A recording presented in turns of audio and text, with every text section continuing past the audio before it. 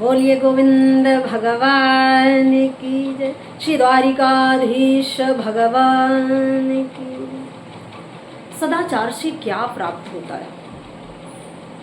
हमारे संतों ने वर्णन किया है कि एक बहुत दिव्य पुरुष थे, उनका एक पुत्र था और वो भी दुष्ट था, दुराचारी था, सदाचारी नहीं था, एक दुराचारी बालक।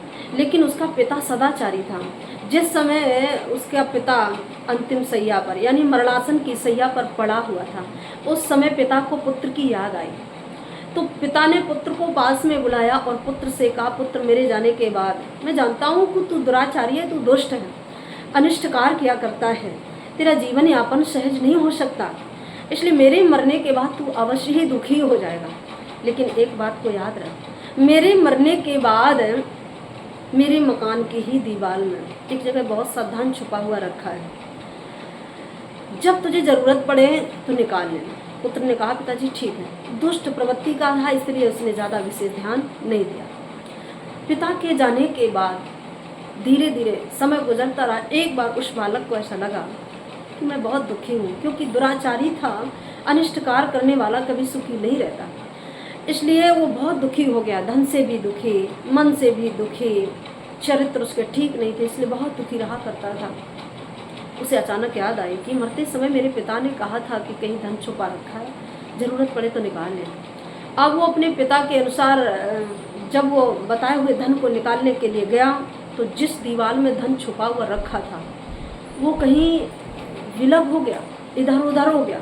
उसने बहुत प्रयास किया पर नहीं मिला, ना मिला तो तकदीर को ठोकने लगा, बहुत दुखी हो गया और वहाँ से चल पड़ा। जब घर से निकला तो अचानक एक संत जी उससे मिल गए। जब एक महात्मा जी मिले, महात्मा जी ने एक बालक को रोते हुए देखा।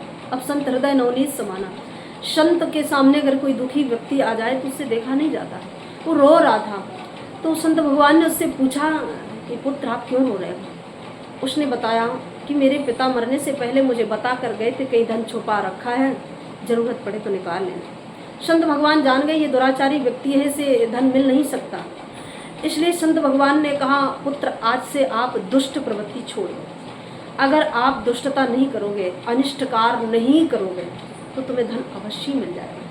उस बालक ने संत भगवान को शाश्वत दंडवत प्रणाम किया और उनके सामने शपथ ले ली कि आज के बाद मैं कभी भी कोई अनिष्टकार नहीं करूँगा, ना ही दुष्टता करूँगा और सदा सदाचार के पक्ष पर चलूँगा। कृपा करके मुझे धन दे दीजिए। अब तो संत भगवान ने उस बालक को अपने साथ में लिया, जहाँ उनके पिता का छुपा हुआ धन रखा था उसी दीवार के पास लेकर के गए।